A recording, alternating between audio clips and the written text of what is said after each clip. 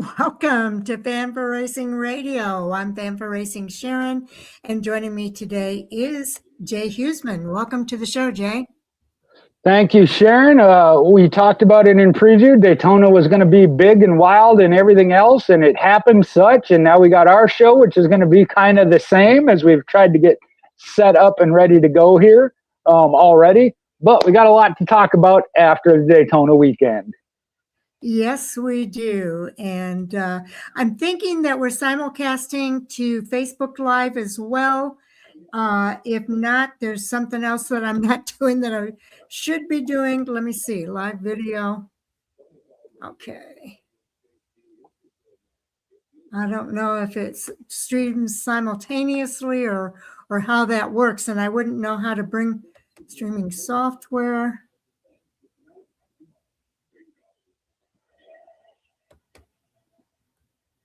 Okay, I'm not sure. I might not be doing it completely right. So if we don't get it for this week, I'm still working on it. We'll get this working as soon as we can. But our first hot topic for tonight is the review of the races from this week at Daytona. There was a lot of racing at Daytona International Speedway this week, and we've got a lot to look forward to as far as talking about all of those races. And there was the Truck Series race, the ARCA Menard Series race, I put Xfinity, of course, it's the O'Reilly Auto Parts Series race, and the Cup Series race, the Daytona 500. So if you have any thoughts, All Sports All Day has chimed in. Great weekend. All right. We've been waiting for you. We're happy to have you back, All Sports All Day. And we are, I don't know if we're live streaming over on the other Facebook Live or not, but we are here for sure. If you are on Facebook Live, I would encourage you to come over to the YouTube channel and post at YouTube if you have anything that you want to comment, because we can only see the YouTube comments being on YouTube. So again, we're happy to have All Sports All Day back. He's a frequent visitor here at Fan for Racing Radio, especially on Hot Topics. And if you notice All Sports All Day, we've got comments posting up on screen now. So your comments will be posted, and we'll be able to respond as well. So really nice to have you back. I haven't seen that do it yet, Sharon, honestly. Do what? His comments pop up. Oh, yeah, they're popping up. They're on screen. I went over to check to make sure that they're posting. Well, I'm not seeing them, but I'm logging in on the site, so I'll catch him there. Okay. Yeah. I don't see them up on my screen. They might not be on your screen, but they are on the screen. Oh, okay, I got you. I see them on my screen. I don't know why you don't see them. But it's going to be in that little box. I just saw the box move, so it's over in that little box. I got you. Yeah, it's in the comments section if that's easier for you to follow along there. Yeah, I'm going to have to go over there, so I'll catch up with you in a minute. He says he sees it in the bottom right. So yeah. Thank you. All Sports. That's really small on my screen, but yeah, that's why I say when he did, I saw the screen shift, so I realize where it is. I just can't access that. But again, we're all working in our own realm here. I will get over onto the site. But talking about Daytona, all the races, the first thing I just got to say is it is what we expected. It is Daytona. There's one driver that's happy and thrilled, and 40-some from each series that aren't. Some that didn't even get to race. That's where I'm going to start was qualifying. Anthony Alfredo with Beard Motorsports raced his way in, his interview, the emotion, and then hour later, that was taken away. I hate it, but it has to be done. Again, was the air hose what they DQ'd him for? Was there an advantage? Was it intentional? It's a rule. Now, I will say this. Here is my problem and a little bit of a rant, but if it is a charter team that it happens to, yes, they get DQ'd, but they still get to race. That's where my problem comes in from that. and why I not a particular fan of the charters and being locked in. But it's unfortunate. But like I said, if the rules are there, they got to be enforced. So I think NASCAR did the right thing when it comes to that. And on the flip side, then you had BJ McLeod. Honestly, who doesn't love that guy? He is a racer, pure racer at heart, and did get that opportunity. It didn't go well, but that's Daytona as well. Casey Mears being the other open team that had raced his way in, another one just thrilled for him. Yes, All Sports All Day says couldn't have been a worse weekend for the Pasta Man. It was a rough weekend for Anthony Alfredo, and but I think Jay's right. I think that they've got to enforce the rules, and if the rules in place, it's there for a reason. And so NASCAR's job is to enforce those rules that they've put out there. I did want to start with the Truck Series, though. And talk about what happened in the Truck Series race. Chandler Smith finished that race. I did not see it. Full disclosure, I did not see most of the racing this weekend. We had a birthday party this weekend, big birthday for my son, and I only saw the Daytona 500. I did not see any of the races. So I'm going to count on Jay to give the thoughts there about each of the races. Well, again, broad, it was Daytona, or super speedway racing, if you will. One little slip, a wreck, not of your doing, get pinned up against the wall like Tony Stewart did, unfortunately. There's a lot of things. I know we're not doing a full review, but I thought there were some great things that came out of it. I thought the racing itself was good. Were there some ugly things that happened? Yes, and Cletus McFarland will be one to admit he was one of them.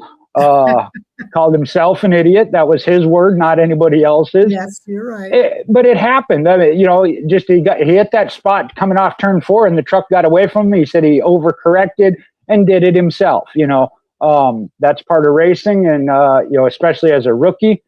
But I thought good thing was Ram had a presence. I think they had a couple that were in the 15th range. I don't have my results up right here yet, but some good things. Talking about the end, what I do love is it was anybody's race. And Chandler Smith, the seas parted. He stuck to the bottom. He had somebody stuck to his bumper.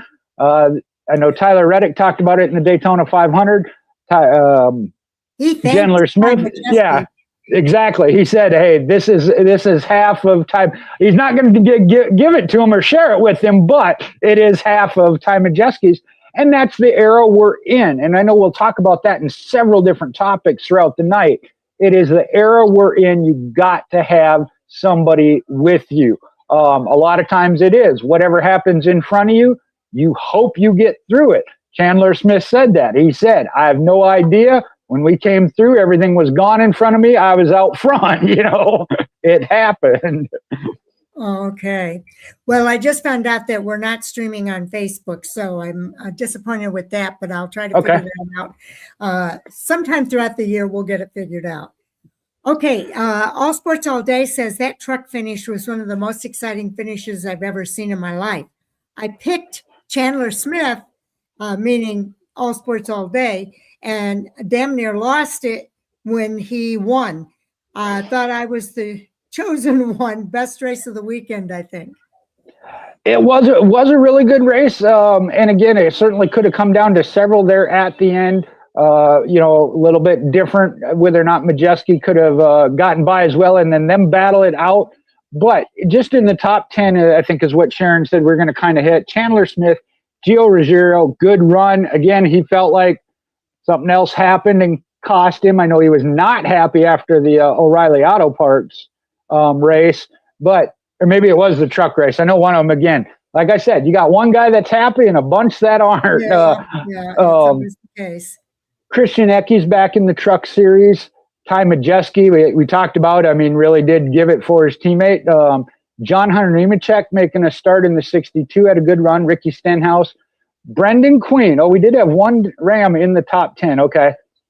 Caden Honeycutt, I thought, had great showing, obviously, in that number 11 Tricon, defending championship truck. Tyler Ankrum, and then Stuart Friesen. And honestly, that in itself, you got to give that as just a win all the way around.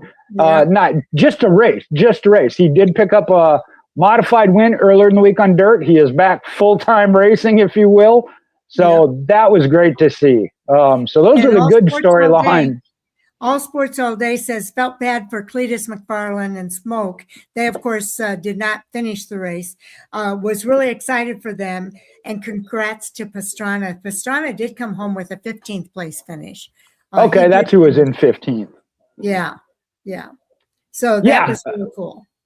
There were, and that just around the Truck Series, which was the first of the actual races. A lot of hype. It delivered. Again, if you're a fan of X Driver and they didn't do well, I understand you're thinking it's bad, but it was a good race. Whether your favorite driver won or not, mine, Daniel Dye, was a little further down the list. So again, Ram did not have the come out the gate and thump them, which would have made me thrilled. But I will say this: if you recall, Sharon, last year when Chandler Smith returned to the Truck Series, he was my pick for the championship. Leaning that way again this year, and he came out the gate strong with this victory. So we'll see how that carries into the season. Okay, I just tried a different approach there. If that makes it any easier, I'm not sure that it does, but I think it stays out of your screen space there. Oh yeah, now it's below me. Yep. Yeah, I do think that Chandler Smith getting a win this early in the season is a big win for him. And he did it fair and square from what I can tell from the reports. It was a big push from Ty Majeski. Was it, Jay? Yeah, well, it's Daytona. Is it fair that somebody else gave you the win by being on your bumper? Well, I mean, it is what it is. It is. But no, he didn't wreck it. He didn't wreck anybody to get there. No. Yeah, that's what I'm talking about. He didn't wreck anybody. It was a clean win, a big push from Ty Majeski. He gave him full credit for that, and I thought that was good. But like I said, I did not see the race, so I can't really comment any further than what I've read. It just sounds like it was a really exciting race. And I'm like All Sports All Day. I had high hopes for Tony Stewart and Cletus McFarland, as well as Travis Pastrana. It was good to have those guys in the race. I think they brought a lot of attention to the Truck Series race, which they need that. And at Daytona, that's fantastic. They brought a lot of star power. And it's really cool that they were in that race. Sorry that they didn't get the finishes they were looking for, but we hope to see them back again somewhere down the road. Well, and I was going to throw that in there. Again, there's talk already, and it was not ruled out. And I think Tony Stewart said he would like to come back and do some more. We'll see how that partnership or alliance, whatever you want to call it, relationship develops. Again, do I think it's a good thing? Absolutely. The one thing, they say of, are you going to win? And I know this will play into a later topic. Win races, really truly contend if you're only out there once or twice a year. Yeah, that's a debate question, but we'll talk about that when we get to another hot topic. It might have been a surprise for Tony Stewart how difficult it was. He did talk about that of all the pre-race stuff of how nervous he was, the studying he was doing. He said the steering box was one of the biggest things of having come from the Cup car the last time he drove anything when it came to NASCAR. So he said there was some adjustments. Overall, I don't think he embarrassed himself. Again, the result was he got pinched in the wall. He wasn't even, I don't feel like he was holding any grudges. Like some other drivers made some comments. He just said it happens, and I won't use the word they used. Okay. Okay, so let's go on to the Xfinity series. All right. Again, unfortunately, I got to go on a little bit of a rant, and I haven't figured it out. For some reason, the CW network that I get on my cable company, occasionally it has, I guess, connection problems or feed-in problems. So mine was like if you ever been in a storm where television's kind of in and out, it was garbled. So I did watch the second half of it for the most part. The one thing I will say here is we have seen this before. When it comes to the Xfinity, now O'Reilly Auto Parts, Austin Hill is a master. You cannot argue it. You cannot call it luck. I mean, the dude just dominates and knows how to speedway race, especially at Daytona. I believe this is his fourth and Richard Childress's fifth in a row. That doesn't happen by luck. It's not just a matter of avoiding the bad luck. That is skill. That is definitely skill. When I saw that he won the race, I was like, oh my gosh, he has been phenomenal on the races at Daytona. Now, in his comments, he did say, can't figure out the summer race, but I've got Daytona down, it seems. And I wish I could take what I do at the February race and do the same thing for the summer race, but it's just not happening there. But you got to give him kudos. I mean, I expect him to win in Atlanta too. Certainly got to be one of your picks. And just to tell you, again, it wasn't a luck into it, led one lap, the last lap, 6 times for 78 laps out front. The next closest was Jesse Love, 4 times for 27. All your other lap leaders are single digits, 4, 6, 1, 1, 1. And again, at the very end, it was a matter of how he managed the lines and blocked. We know that's a part of it. We also know that's where it goes poorly and badly. He knows how to do it and when to do it. I mean, that tells you what he's learned and the skill set he has. All Sports All Day says new name, same results. Hill dominates the field and silly wrecks still occur before the race even starts. Right. Yeah. Again, I didn't get to see that part, but I heard there was some shenanigans very early on, which that I just attribute to Daytona. Running down the top 10 real quick, and we can talk about what we want to from there. Justin Allgaier, Ryan Sieg, Jordan Anderson, Sammy Smith, Ryan Ellis, Carson Cavapol, Blaine Perkins, Jesse Love, and Rajah Caruth. And then just a good shout out here. Anthony Alfredo finished 11th in the number 4. But you got some of the regular names and some of the ones we see of what you would call super speedway racers. They may not show up at other races, but Ryan Sieg, Jordan Anderson, Ryan Ellis, Blaine Perkins, to see them get that kind of finish, especially at Daytona, which I know it's not the 500, but sets their season. Daytona is one of the better paying races, and that really substantiates their season, not just the next race or whatever. That kind of payday and finish at the Daytona race to start the season really, really sets these small teams up for a good season financially. Yep, sets them up for success. And along with that, you mentioned Anthony Alfredo. One of our topics tonight is that where is that? Anthony Alfredo and Viking Motorsports irons out a deal with Alpha Prime for Anthony Alfredo to race in the O'Reilly Auto Parts Series. So I think that's pretty cool. That he's going to be seen in that Xfinity series as a result of that deal between Viking Motorsports and Alpha Prime. It is. And I thought about this. We're seeing some, Nick Sanchez is the other one we'll get to, some late deals and whatnot. There's a lot of reasons for that. Some are unknown to us, as far as I know anyway. The thing I like, you got to remember, Colleague Racing pulled, 4? I think they had 4 teams at one point. I don't know if they did last year, but stepped away, and that has given these other teams opportunity, especially when it comes to drivers like Anthony Alfredo. So I am happy for him. I am happy to see the growth, especially when it comes to, somebody be like, well, who is Alpha Prime? Who is AM Racing? Who is this Viking Motorsports?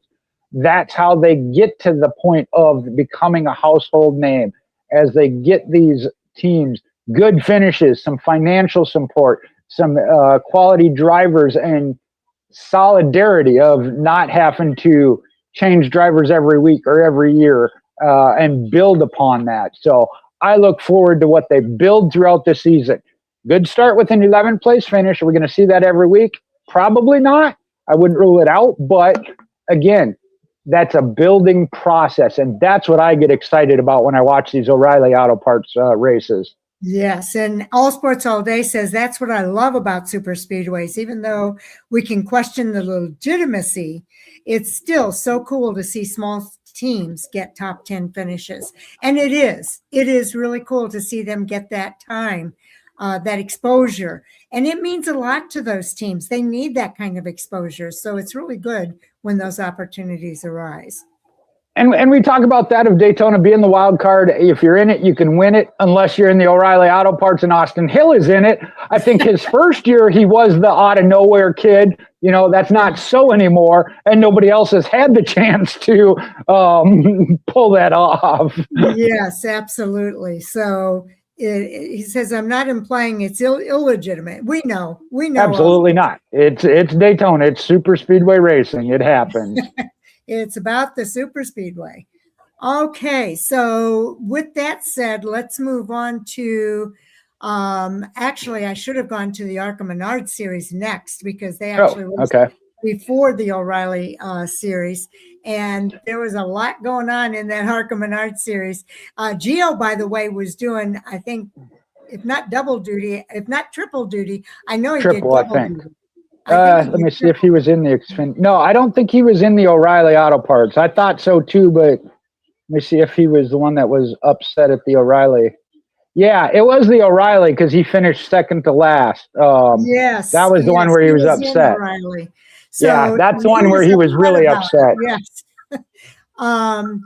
But I think that he got some good exposure this week. Winning that ARCA Menard Series race was really good for him. I didn't see the race, but I was happy to see that he won.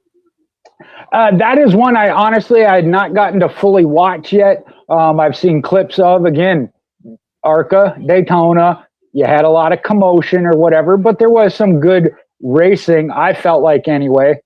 All Day said he was triple duty, filled in for Cruz. That's what it was. Right. Okay. Yes, that's right. Thank you for that reminder, All Sports All Day. See, that's why we need you here. Yeah, we've been waiting on you. I know the race season hadn't started. We did a couple of videos. We've been waiting for you to show up. Yeah.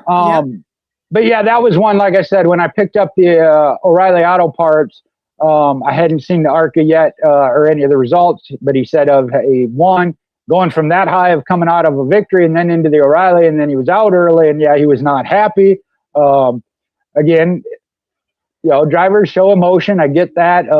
Felt like somebody else didn't drive smart or whatever. It happens. I mean, a weekly basis, short tracks and super speedways, though, you're going to hear a lot of that. Yeah, I think one driver was okay with it. The other driver was not okay with it. And I did read that in the recap. But again, it's Daytona, to the point that you just made. So, but he's been working for that for a long time. And by the way, that was the first time, I did not realize this. That was the very first time that Joe Gibbs Racing has won at Daytona in the ARCA Menard series. So that was a big win. That caught me off guard too when I saw that. I thought it was like a misprint. And I was like, really? But excuse me, that is very true. DNF 5 of 6 Nitro Motorsports cars had DNFs. Yeah. Again, the numbers game. Yeah. If they do good, they do good. If they don't, a lot of times, especially talk about having that teammate behind you and giving you a good push. Problem is, if your teammates are all lined up and the front one wrecks, guess what? There goes your team. There goes the whole team. Now, All Sports All Day also says, ARCA was a solid race. Normal, dumb young wrecks, but what do you expect? I'm glad ARCA is back. I am too. I agree with that. I'm so glad that ARCA is back. It's a proving ground for some of these future stars of NASCAR. This is where they get started. This is where they learn the things that they can do and the things that they shouldn't do, and so forth. And then when they get to the Truck Series or the Xfinity Series, it's a whole nother learning curve. So I think it's good that we have the ARCA Menard Series as part of the ladder system into NASCAR. And there he says it was one of the cleaner Daytona ARCA races. That I would have to agree with as far as some we've seen in the past. And I'm not disputing your statement of young drivers, but it's not always young drivers. Sometimes it's veterans. You know, so yeah, I kind of take offense to that line. And we hear a lot of the drivers say it, you know, these young guys. It's not always the young guys. And even if it is a veteran, I fall on the side of, again, you're talking split second, trying to do the best for your team to win, which doesn't necessarily excuse it, but you know, and that's what you're there for. You're not thinking, okay, how do I help somebody else, you know, as your first thought. Yes, but I think that was a good point, Jay, from All Sports All Day. Yeah, I agree. I think that, you know, there's a lot that goes on in the ARCA Menard Series. We do have veterans that are racing that series, and some of them are very good at mentoring some of these guys. And I think that's good. I know Jan's Towing and Racing, who is normally in the ARCA West, was at Daytona. Robbie Keneally was at that race. I forget where he placed, Jay. Wasn't in the top 10. Yeah, it wasn't in the top 10. But he's taking a new mentorship role, and Jan's Towing was actually being mentored while they were at Daytona by Andy Hillenberg's group. So, you know, these teams kind of work together with each other, and I think that's a very big positive that happens in the ARCA Menard Series. I like to see them when they're all working together and helping one another. And that goes back to what I said earlier, the growth and the building. Again, you don't come out with a dynasty, you grow it and build it. And that's part of it when you talk about teams working together. We talked about it earlier with the two different teams working on it with the driver. We know several drivers, I think, are going to split rides this year. We saw it last year with Caden Honeycutt. And that is the full development of NASCAR as a sport, you know, to sustain. As we have top drivers who step away for whatever reason, these other drivers, young drivers or other drivers, have to fill in. And just to give you, I found it, Robbie Keneally was 15th. Okay, that's what All Sports All Day. Okay. Yeah, solid showing. I'll hit the top 10. Gio Ruggiero, Jake Bowman, Cole Raz, Daniel Dye, Glenn Reen, Jack Wood, Jason Kitzmiller, Ryan Vargas, Bobby Earnhardt, and Andy Jakowiak. And then the honorary mention of there, Garrett Mitchell, otherwise known as Cletus McFarland, 11th place, and he was thrilled with that. And there I know some of those drivers had to go through a Road to Daytona program in order to race at Daytona. I know Robbie was one of those drivers. You see there, though, there is that, and I say veteran of solid drivers that have been around anyway. Gio Ruggiero now already up making O'Reilly Auto Parts starts. But we see Bowman coming from the West, Cole Raz get starts here and there. I know he hasn't had the right opportunity to really secure his role and place in a team, but we'll see how that comes. Daniel Dye. Right, absolutely. Daniel Dye, one of my favorites, come home fourth. The one I wanted to shout out there was Ryan Vargas, because he's actually, again, didn't have something work out right, had gone to running monster trucks of all things, got this start and comes home eighth. I am thrilled for him with that Maple Motorsports. Absolutely. I hope is he going to continue for the rest of the season, Jay? You know? From what I saw, that was a 1 or 2 race deal. I don't even know how many races, but it is limited. Okay. All right. Anything more you want to say about the ARCA Menard Series? Not really, but I will. My favoriteest driver who was on the pole ended up 28th, Gus Dean. And I say I haven't watched the race yet, so I don't know what happened. I don't want to know. I heard it was not good. Yeah, I think it was running up front at the end. All Sports All Day with regard, I think this is regard to Ryan Vargas. He said, true journeyman, of racing. There's several in there, and that's All sports all day. And that goes with the truck series too. We see some that stay in, or Justin Allgaier in the O'Reilly Auto Parts. They found their niche in a series. Doesn't mean that they weren't good enough to move up. It just didn't happen, and they're content or happy where they're at. Yes. And I think that division needs that. We just lost that in the truck series with Matt Crafton. I think the series needs that. So yeah, there are definitely some journeymen of racing or series there, and that's okay. And they can be great mentors as well. They've been through the grind. They know what to expect and can share that type of information. All right, let's go ahead and move on now. I think the only one we haven't hit on is the Daytona 500, and that was an exciting race. And I think, at any given time, there were a number of drivers that I thought were going to win the race, if they kept up their momentum. But in the end, I really thought it was going to be Chase Elliott until the very end. And Riley Earps, and I give credit to Michael Jordan because he did say, "We know what you did, bud. We saw what you did." He gave a huge push, and that's his job. That's what he is supposed to do. He gave a huge push to, and why is the name escaping me now? Tyler Reddick. Tyler Reddick. He gave a huge push to Tyler Reddick that pushed him out front, similar to what happened in the truck race. And that push is what caused him to win that race. And it really was exciting. Now, I know that Brad Keselowski, Chase Elliott, and the others probably were not as happy about it for good cause. I mean, I know that they were disappointed. They wanted to win that race. But they had to do what they had to do, I guess, to win that race. All Sports All Day says, good race. That 60-lap gridlock with Wallace, Bell, and Heim leading the reins was the only blemish on an otherwise great race. Yes, you're jumping at hot topics. Yeah, you're jumping ahead on our hot topics list. I know you don't have the list necessarily, but we will get to that. I know that's a hot topic that a lot of drivers were talking about. So we will talk about that. We can talk about it now if you want, Jay. Why not go into it right now? Okay, let me see. Who was the driver I had the quote from? I think Ryan Blaney was one of them, and then Denny Hamlin kind of responded as well. Yes.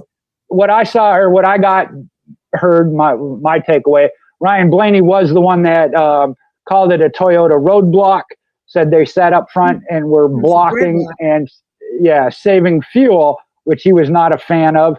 That kind of ties into the question of race manipulation. I hate to see it go down that road, but it could possibly be something NASCAR is forced to look at.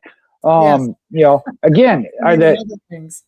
Well, we've talked about this before. If an organization is working together, trying to line up together, pit together, is that race manipulation? Yeah, you're doing the best for your team because it takes more than one car. So is it wrong? No, it's a necessity, if you will. And Denny Hamlin chimed in, and I didn't hear this actual quote, but I saw it, and I know Sharon shared it, that, you need to increase speed. I don't know how to fix it, but I think we need to go back to non-restrictor plate days of one car could pull out and pass. I understand the safety aspect. I understand keeping the speeds down and the cars out of the grandstands. And I know that's why we're in this box we're in. Like I said, I don't know how to fix it, but I do believe, like Denny Hamlin is saying, that is the fix action. Wait a minute. Did I just agree with Denny Hamlin? Hold on a minute. Wait a second. We got No, he's right. That is the point of, you got to have the speed. Yes, there again, it was a little bit of manipulation because it was what they called the slingshot of, you sucked up and hid behind another car, and when you pulled out, you had your own gas pedal to use. Mm-hmm. I don't know if the horsepower increase is going to help that. We'll have to see. And again, it is something, I think there's been enough vocal drivers about it that NASCAR needs to start looking into it. And I know Sharon. I know where Sharon falls in this. When they did try it and we had the 2-car tandems, that was, in my opinion, a little bit better. And I know some fans didn't like it. You still kind of had the same racing, and then instead only packs, it was groups of 2, but they also had to break themselves up and swap. So I thought it was intriguing. I know some fans weren't a fan of it, and Sharon's on the same side as me. Yeah, that it was entertaining. I loved listening to the radios and the conversation about how they were going to, what they were going to do in that race, and the working together. I loved all of that. But, and I don't know what the solution is either, but I do think that that is kind of unacceptable. You're there to entertain the fans. That is not entertaining to the fans. And I think that, one thing that NASCAR does do is every week. Okay, I want to hear about this, but I do think that NASCAR sits down every week and does a rundown of what happened in the race and what can we do better to make the racing better. So I'm sure that's going to be on their topic. All Sports All Day says, I think it's tough. I'm not the brightest, but I can't see one direct or simple fix to the problem. I think every solution has their own smaller problems. And it's what I call the unintended consequences of making change. So there's always unintended consequences. When NASCAR makes a rule, sometimes you can't foresee what is going to happen as a result of that change that could make it worse, or maybe it will make it better, but you never know what the unintended consequences can be to making some of those changes. I didn't mean to throw you off track there, Sharon. I was not laughing at All Day's comments. I actually fully agree. He's got it right on the head there. What I was grinning about, and my thought was, you said, that's not entertaining to the fans, and they're there to entertain the fans.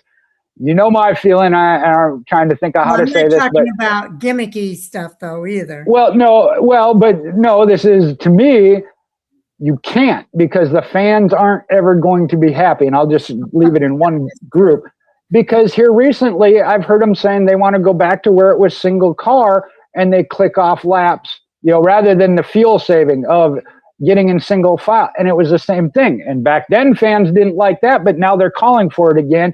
And you know how I feel, and I'm going to back and forth.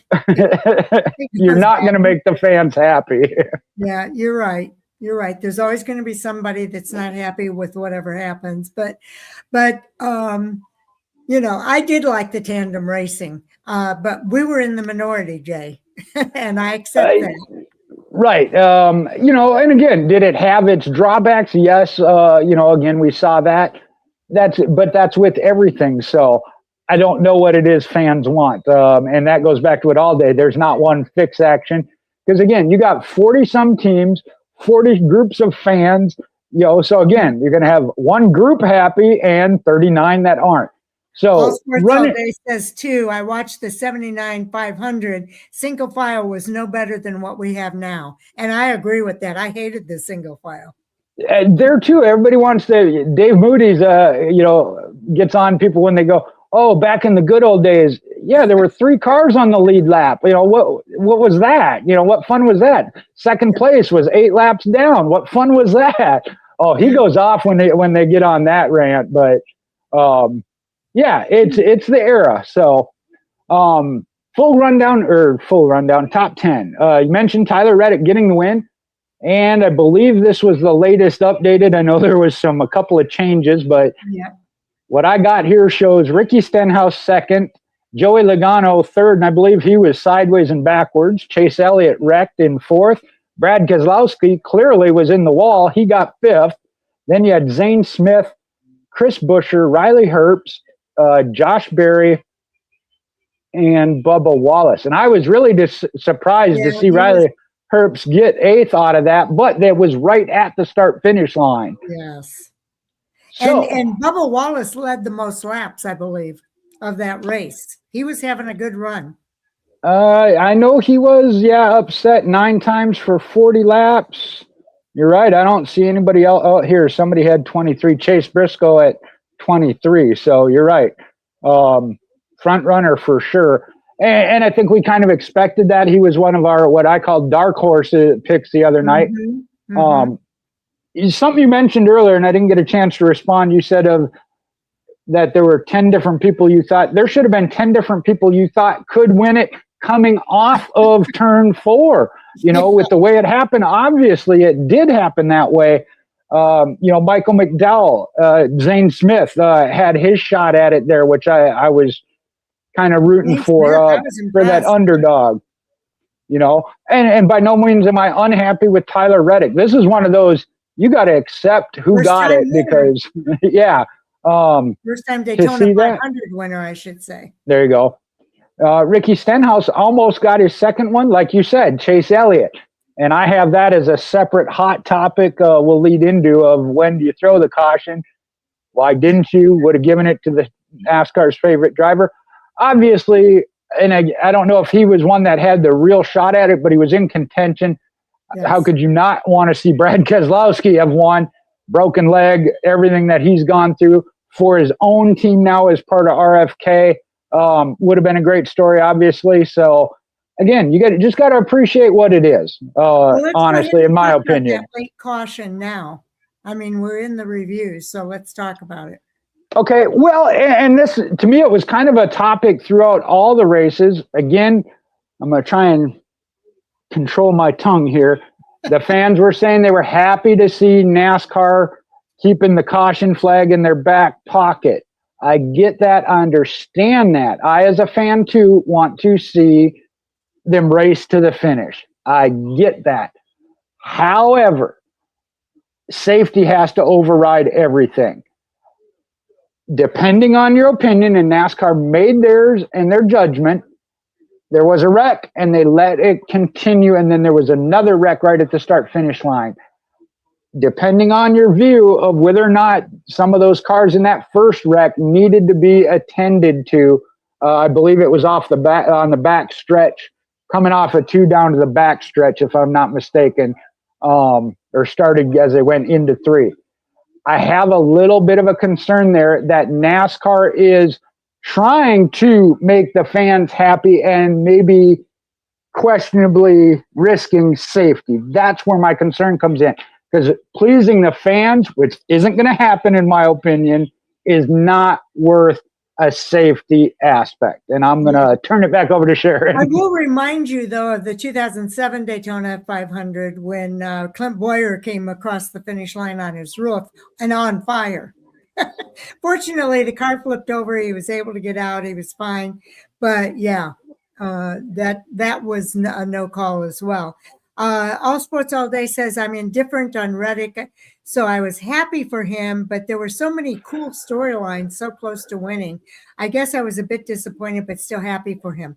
I was kind of happy for him from the aspect that, and his storyline is that this was a first-time Daytona 500 winner. He was ecstatic, so I think that was a cool storyline as well. And you're right, though. There were so many other cool storylines right at that start-finish line.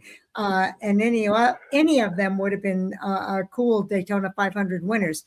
I don't think has Brad Keselowski ever won a Daytona 500? No, he has not won the 500. He was one that was going for that. Elliott was one that had never won a Daytona 500. You had Tyler Reddick up there. Riley Earp certainly hasn't ever won a Daytona 500. He was up in the running there. There are so many cool drivers. Oh, yeah, Hocevar.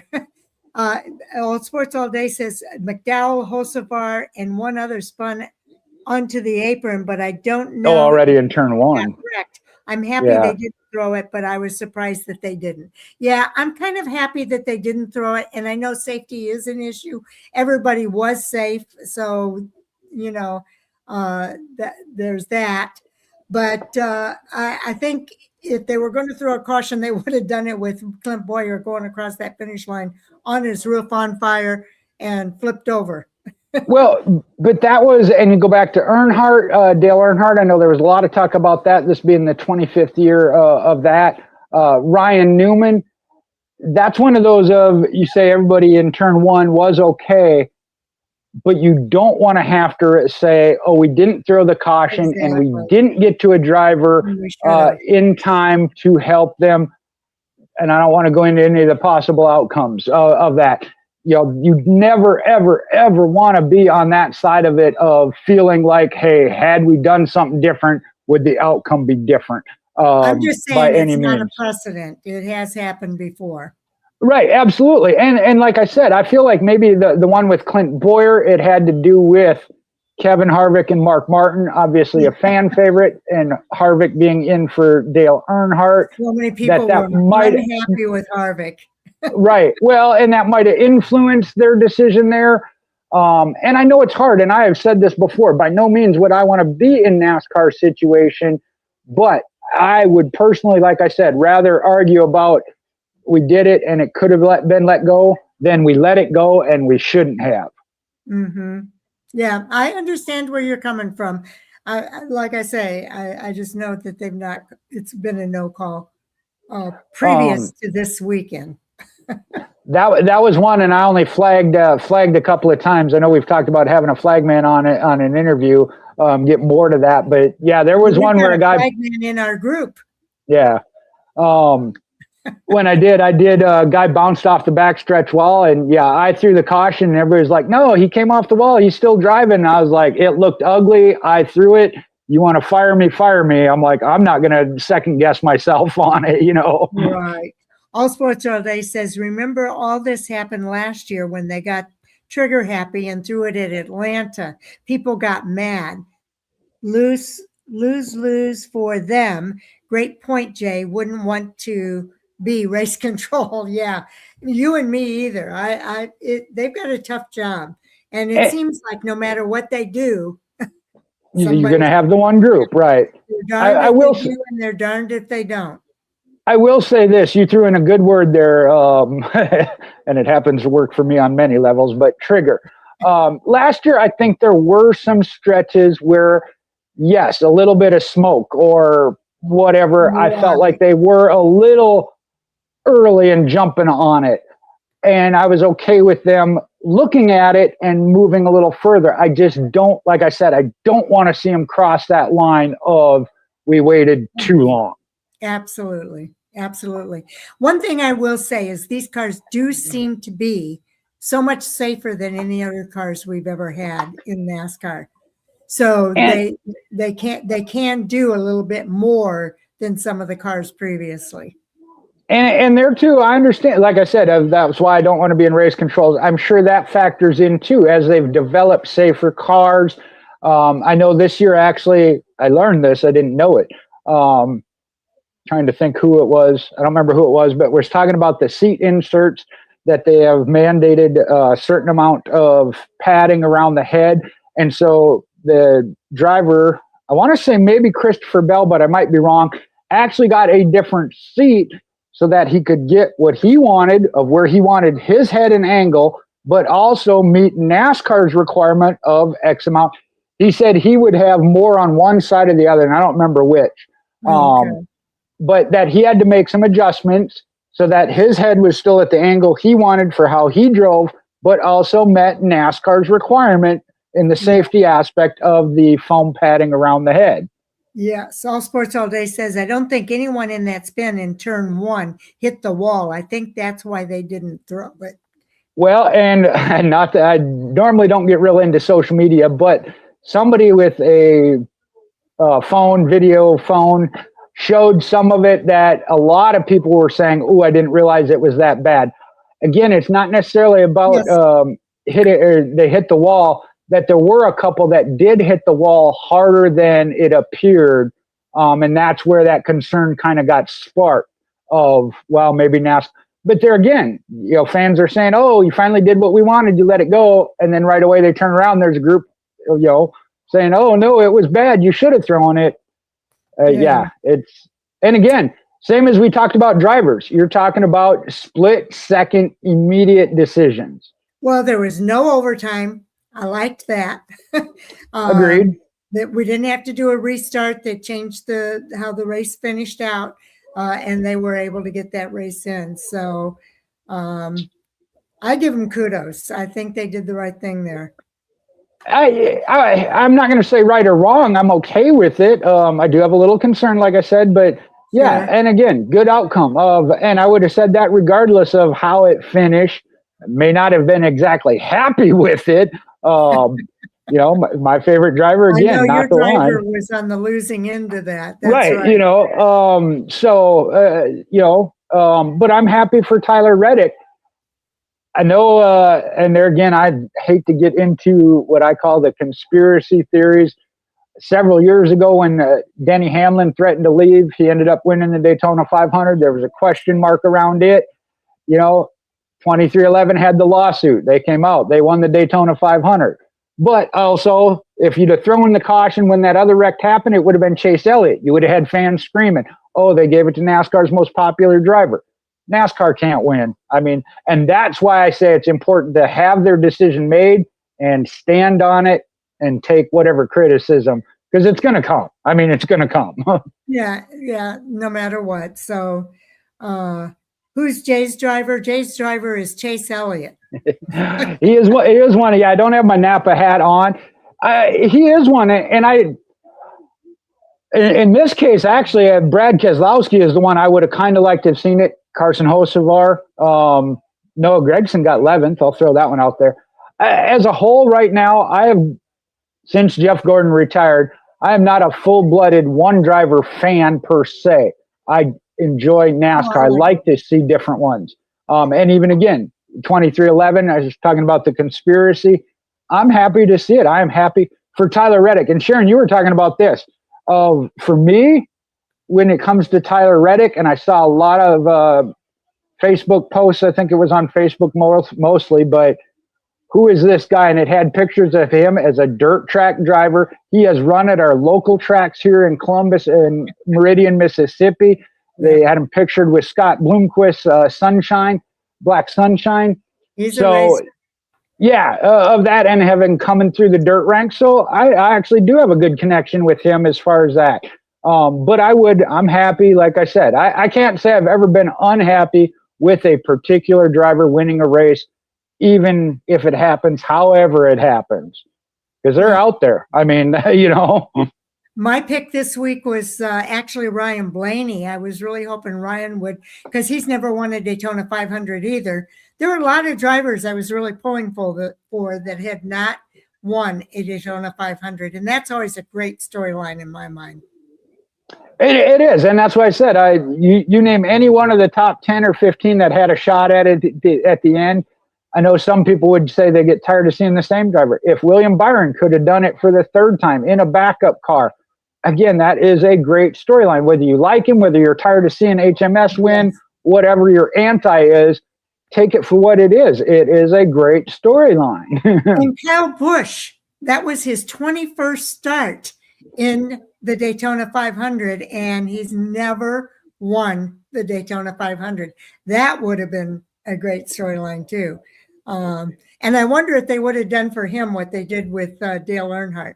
I don't know, but I thought it was hopeful. I guess maybe so. I know he kind of, that one too is a whole separate storyline, backed out of it because he felt the wreck was going to happen. So thought if he backed out of it and kind of let it play out, he could drive through it and get a better finish. I'm sure he's kind of second guessing himself. He too was one that was frustrated with the fuel mileage issue and driving, not running full throttle. Yeah. Okay, so let's take a look at our hot topics. Well, I think we covered all of. It's a sellout crowd at Daytona this week too, and that hasn't happened, I don't think, in a while. So that was pretty exciting. A lot of dignitaries. Kurt Russell was there. Puka, whatever his last name is, I don't know who he is, but he was there. I know he was a dignitary. They had a lot of star power at that race. It was good to see it as a sellout. I don't remember when the last time. There were two other things I was going to tie in there as far as the 500, Sharon. And what some of them I don't feel there is an answer, but I'm going to ask it anyway.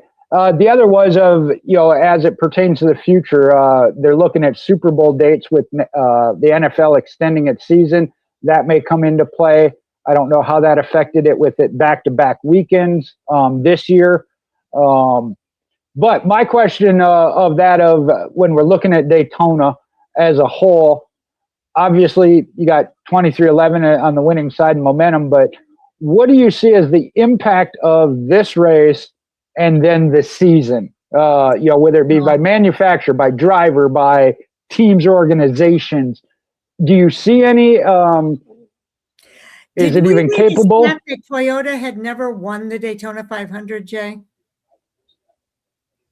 When we did the preview? No, we did not. I thought we read a stat that Toyota had never won the Daytona 500. I know you hit on that was Joe Gibbs. Is this Toyota's first 500 win? Gibbs Racing. I don't know. I think that. I don't remember. Okay, I have to go back to our notes and take a look at it. Oh, Denny Hamlin. Yeah, Denny Hamlin's won it. So that's not true. Yeah, I think you're right. I think that goes back to the winning at Daytona in the ARCA car. Oh, maybe that was Daytona in the ARCA. Okay, that's what it was.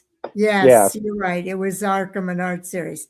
Okay, so and they did win this weekend. That was their first win in Daytona in ARCA Menard Series. In ARCA, yeah. I thought I was going to have to cuss at All Sports all day because his previous question was the Who's Jay's driver, and then he has Denny Hamlin with a question mark, and I thought he was trying to be like, we're going to fight. I don't know how to punch you through the internet here, but no. Topics,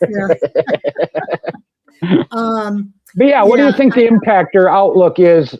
I know Daytona is Daytona and it's separate, but what things do you see that maybe we have to watch just based off of Daytona? Well, I do think NASCAR needs to take a look at what happened with the Toyota cars at the front of the line. Okay. You took it from a NASCAR level. Nice. Yeah, I think NASCAR, I think they will look at that. And I think there will be some ramifications from that.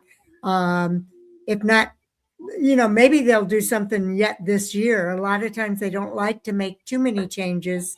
Right. But they might have a conversation. We know they have the drivers meeting ahead of all the races, and there might be some conversation in those driver meetings about doing that type of thing and that it is frowned upon. So that might change things. And remember, they did say in the rules that were new for last year that race manipulation by a manufacturer would be frowned upon and addressed. So I'm surprised that we haven't heard anything from that. So I think there will be some ramifications now that they've done that. I think they're forcing the issue. And like I've said so many times, rules are made by what the drivers are doing on the track. When they push the envelope and they force NASCAR to put a rule in place. When rules are put in place, it's not NASCAR putting those rules in place. NASCAR is being forced to put those rules in place based on what the drivers and teams are doing. So this is an example of them forcing NASCAR to put a rule in place. And you're laughing again, so go ahead. Well, no, I'm waiting. Yeah, of that. You go ahead and finish what you were saying. No, I think NASCAR's getting their hands forced to make a rule with regard to that. So, and everybody says, I hate the rules. I hate the rules. Well, talk to the drivers. All Sports All Day says, I think that's a fine line.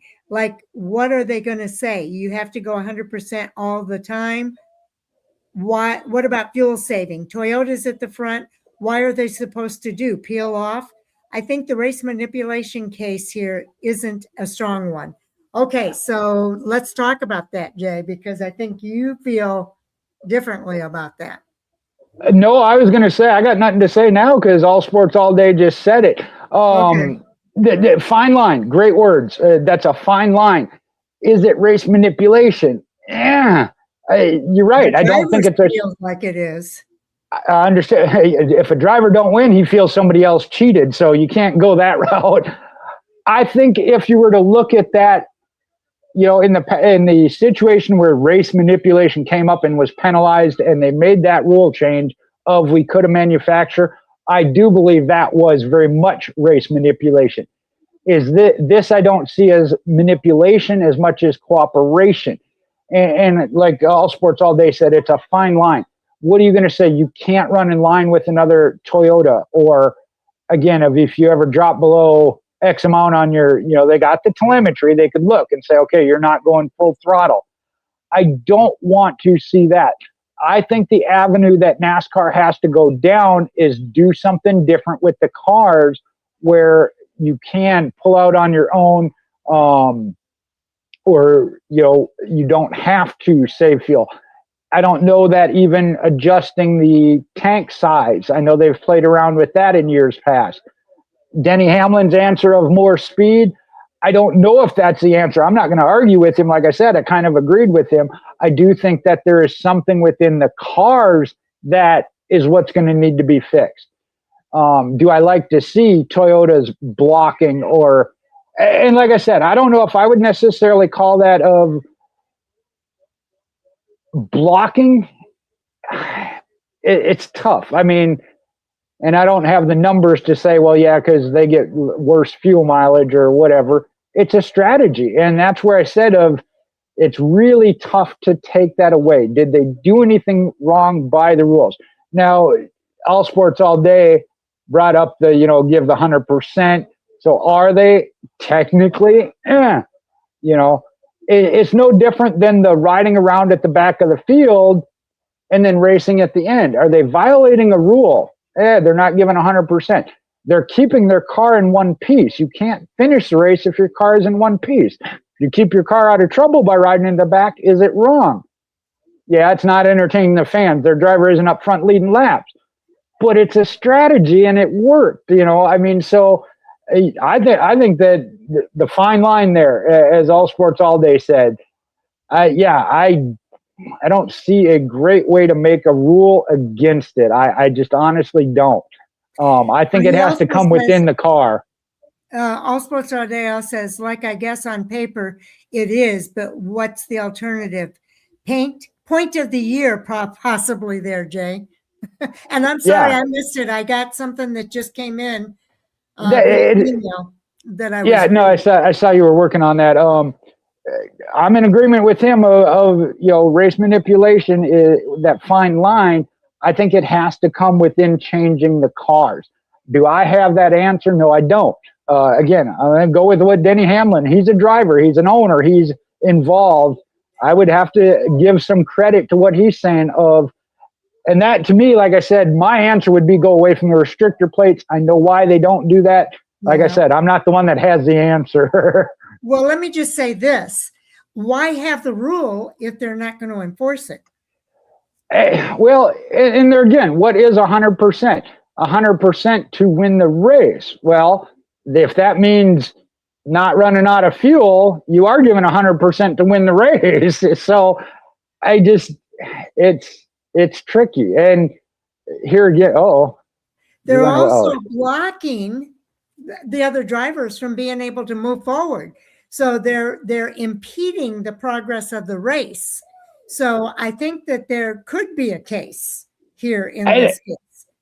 But there again, what kind of can of worms do you open by doing that? Look at restarts when you have teammates starting side by side. One of them checks up a little, lets the other one get in front and drop down in front of them, and then they run together nose to tail. Is that race manipulation or is it cooperation? And now, like I said, they were up front racing side by side, blockade of Toyota, but they weren't doing it to keep a particular driver, such as what we saw. They were keeping all of the drivers. I understand that they were trying to control the pace of the race. Now, like I said, is that race manipulation? When they blocked so that a Chevy driver couldn't advance and a Toyota would when it came to advancing in the championship round, that I feel like was clear of race manipulation. Was this race manipulation?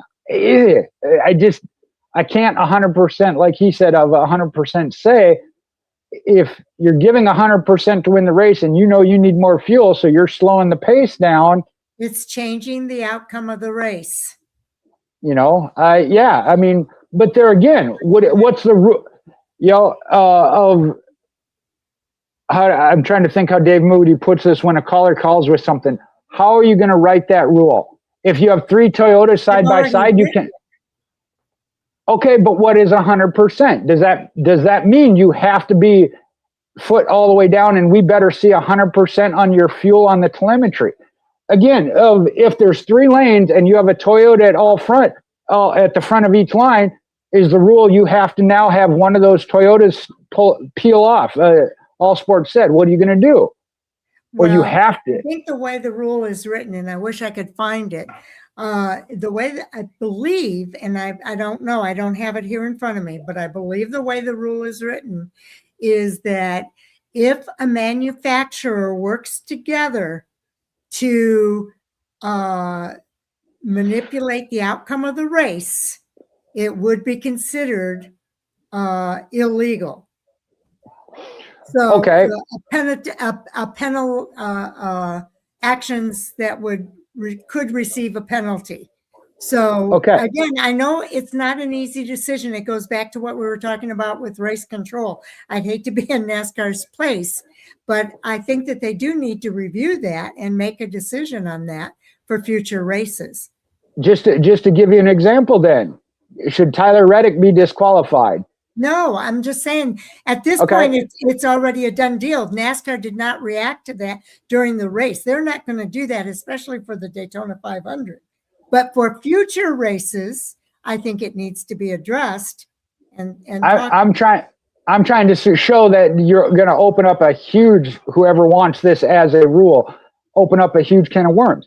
Manufacturer cannot work together to manipulate a race. To manipulate the outcome of the race. Okay. And in this case, I feel that was a clear manipulation of the outcome of the race because no other driver could move forward. So I think maybe they can go 2 wide, but they can't go 3 wide or something. I don't know. But NASCAR needs to review that, I do believe. But my question then is of Riley Herbst pushing his teammate, Tyler Reddick. That's different. It's in this. Why? That's where I'm saying you're going to cross a line where anything you do that possibly helps another manufacturer or teammate, it does. Maybe it's 3 or more. If 3 or more are working together, I don't know, Jay, but NASCAR, that's NASCAR's job to clarify, because there's a lot of drivers that could not move forward, could not race, literally could not race in that race because there was a blockade at the front of the track. So I don't think that that's racing. In my mind, that is not racing. That is clearly blockading the rest of the field for an advantage of that manufacturer. And that was clearly stated in the rules that manufacturers should not be doing that. And that's exactly what they did in that race. Here would be, and this goes back to what All Sports all day said of not a strong case. You would have to have that radio communication, and I don't know who the 3 drive. What'd you say? It was Corey Heim, Bubba Wallace, and another one. That coordination of, hey, stay side by side with all. You know what that tangible proof that this was coordinated and planned. But again, are there going to be times where 3 Toyotas end up front? You can't stop that. It's if they planned it and coordinated it for a set period of time, let's say. There again, to me, that is a very, very slippery slope of judgment. Like I said, if there were a radio call that said, "Hey, stay side by side with so and so and so and so," black and white, you're done. That's throw the flag. I hear your point. But yeah, other than that, again, now if going down that road of just say that of by chance 3 Toyotas end up in the front of 3 lines, you got to say, okay, one of you has to back off. Well, who has to back out? Well, you were the last one to get in line. You can't do that. I mean, I don't know why not. I don't think it's right for them to blockade the field. It's not Because right. from my perspective, then NASCAR is the one controlling the outcome. If 3 cars get up front and are running side by side, and NASCAR says, hey, one of you has to back out, you can't have 3 Toyotas running side by side. Now NASCAR is, in my opinion, NASCAR is the one determining who wins that race. Okay, now what about the drivers that are behind that blockade? And this is where my problem comes in with super speedway racing is. I don't care if it's a Dodge and a Chevy and a Pontiac up front. Everybody from there on back is at the mercy of those 3 drivers, whatever they do, because you can't get out of line and race. For 60 that's why. laps, Jay, That's you think why it's I don't. okay to blockade like that for 60 laps? It happens. I mean, don't think that's okay. Like I said, throughout the race, I understand at that point and I didn't realize it was 60 laps, but that, yeah. And again, is it known, obviously, that it was a fuel saving technique? And that's where I think NASCAR needs to look at it, find a way where saving fuel isn't the strategy to work on, the riding in the back, they said, okay, we're going to give points to run up front at the stage breaks. That changed that, because it makes it important to run up front. I feel the direction to go is to find a way that the cars can pull out or right. And I hate to say it, on social media, somebody said, if they're in front of you and they're not going, push them, Yeah. Maybe that's and that is what happens. All Sports All Day says, say there was a Chevy and 2 Toyotas, would it be okay? Like, what would happen then? It's not like the Chevy would get a good enough run to get by one of them. Yeah, I don't know. I don't know if it would be okay or not. I don't think it would be the same as having 3 Toyotas that totally control the race for whatever number of laps it is. Yeah. I think there should be a limit on how long they can do that. I don't think that they should be able to run for an extended period of time. And I know fans were getting frustrated with it. Drivers were getting frustrated with it. They could not go anywhere on that track. And maybe the way to get around it is they just, the 3 cars behind just boot them out of the way. All right, I'm gonna fix it. I'm gonna email NASCAR. Okay? Is that okay if they boot them out of the way? Well, again, honestly, I mean, that's what it comes down to. And other drivers have talked about this of when somebody is doing that, of then get out in front, if you can. And I understand at that point that was the problem with nobody could, but run a higher pace. If that means you got to push a little bit different, get them a little loose. You're putting it in the driver's hands, and that's what's gonna come. I don't want to, especially at those speeds in Daytona the way it is, but that is what's gonna come about. Yeah, I mean, because like I said, I saw that they're going nowhere for the number of laps that they ran like that. That they're not going to want to do that on a repeated basis. I'm guaranteeing it. Yeah, we'll see what NASCAR. Like I said, I think it does come down to trying to eliminate the fuel saving strategy. I got what Sharon is saying, but man, making a rule against that is just a slippery slope. I think the fix should be a mechanical one, if there is one, and not a structural one like a rule change. Well, that's a thought. And that's where I'm at. Could be where NASCAR is going to go, but I don't know how they do that to avoid manufacturers from doing that. I'm not quite sure how that would work. I'm emailing NASCAR. The rule is you got to have a Dodge at the front. That fix it all. Nope, I don't think so. You're not buying that one? All right. I got no support. And you're right. It could be that the drivers take it in their hands and they deal with it. But I don't think that that's a cool thing to do. From a manufacturer point of view, it leaves a bad taste in my mouth. Right. And I understand. Like I said, I can't argue that it was bad. I'm not arguing that. I just don't see a rule application that would be fair and right either. Well, because whether I like NASCAR comes up with whether I like Toyota or not, to say, hey, you can't have 3 Toyotas at the front, I don't like that as a rule. So Well, and it could be, like I said initially, it could be in the drivers' meeting. NASCAR makes it clear you're not going to do that again.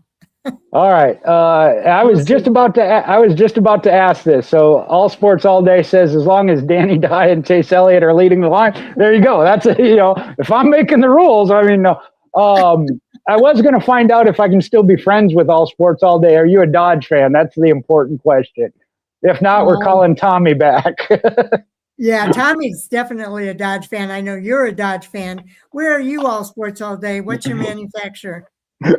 Yeah, but Tommy didn't like Joey Logano, so it was a toss-up. Yeah, that's true. That's true. Not a Joey Logano fan.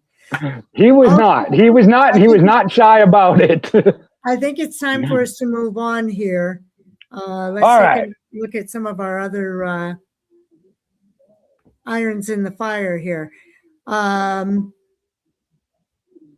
Did we cover all the? Let's see. Oh, did I give you all your discuss the impact on the season, surprises, etc.? Well, yeah, I kind of led into it, and then that wasn't even see, now he's offended. I'm not, no, Tommy. Well, we offended our number one fan. I offended the number one fan. Yeah, no. I'm okay with Joey. I'm not an anti-Joey for sure. Whereas Tommy really was. I know he's had his moments for sure. Yeah, Sharon, you did. When I look at it, of kind of what I was looking at, but you brought some good points of as the sport and organizations with Toyota and all. To me, RFK has looked really strong. Again, I know it's a super speedway, so I was happy to see that. 23-11, recovering from a rough year, lawsuits over, with them getting the win, Bubba Wallace having a good run again. So those were a couple of the, storylines that I was kind of looking at and thinking. But I honestly, as a whole, try to look at that of, even I say the first, 3 to 5 weeks is about where you see what's going to develop for the season. If there's a problem with a manufacturer, a team, or whatever, because Daytona is Daytona. It's all about winning the 500. So normally I don't put a whole lot of stock in it. Yeah, let's not forget, Chevrolet has a new model this year. They are there you go. A different car this year. So that it's going to be interesting to see how that plays out for the season as well. And there again, we got to wait until we see the variety of tracks. They looked decent as far as the short track at Bowman Gray, as well as I didn't see any problems, I'll say that, as it pertained to here at Daytona. So, yeah. And like I said, honestly, had you brought up anything else, to me, it is Daytona is Daytona. It's a super speedway, so it doesn't dictate everything. That I don't know that you can. But momentum is momentum, and teams and drivers talk about that. And we've certainly seen that. Like I said, I see it biggest out of Roush Fenway Keselowski right now. Oh, okay. Let's go ahead and move on to some of the other hot topics, because the way we're going, we're not going to get very far here tonight. Nick Sanchez is now with AM Racing. I think we did kind of talk about that last time. He left I want to say Alpha Prime. No, he didn't. It wasn't Alpha Prime. He was with Big Machine Racing. Oh, you're right. Big Machine Racing. There we go. Yeah, he left Big Machine Racing. Patrick Starpoli is now in his seat at Big Machine Racing, and Nick Sanchez is now with AM Racing. And also, Viking Motorsports ironed out that deal for Anthony Alfredo. We talked a little bit about that. I want to see if there's any other changes like that on our list. The two that I would tie under the Nick Sanchez with AM Racing, they also got the new executive, and Sharon, you're going to have to fill in some blanks here. Hussein Hamilton, okay.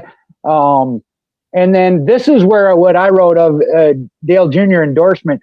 Jr. was the one, and I don't know if it led to the deal with AM Racing, but was saying, hey, Nick Sanchez should not be without a ride. Kind of endorsing. Yeah, that's where, and I don't know if that's kind of what pushed that deal or led to it, but the fact that Junior was pointing out, hey, you got a top driver here without a ride. Somebody do something. Yeah, something's wrong with that because he had a good run last year in that machine, big machine racing vehicle. So I'm Right. glad that he is now racing at AM Racing. So, And all of those three stories you talked about, Viking and Ante Alfredo. Again, I go back to just as a whole as a sport.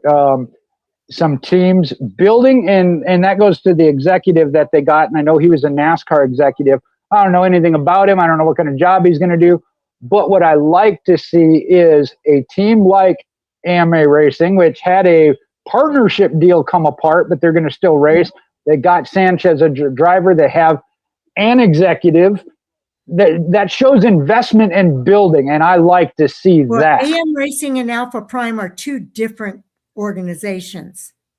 Right, but I'm just saying, as a whole, you see investment and that building, like you said, of teams working together. That shows investment in the sport, into the series, and into some of these lower tier teams, if you will. That's what helps get them to a weekly contending top team. That's what I like to see. I agree. Okay. Let's talk about Dale Jr. endorsements. I saw something today. I don't know. It took me by surprise when I saw it because after I saw this on your list today, I was like, what endorsements is he talking about? Are you talking about the Arby's endorsement or are you talking about the Chase Elliott endorsement? I was talking about endorsing Nick Sanchez as a driver. That's where I said that tied into. Because there's another story that I read, and let me see if I can find it here now. Are you talking about the new podcast? I know they had that. That was the only other thing I remember seeing. But no, mine really was about him endorsing Nick Sanchez. Okay. I don't know where I saw it now. I have to go back and look. I've got so many screens up here. It might take me a minute.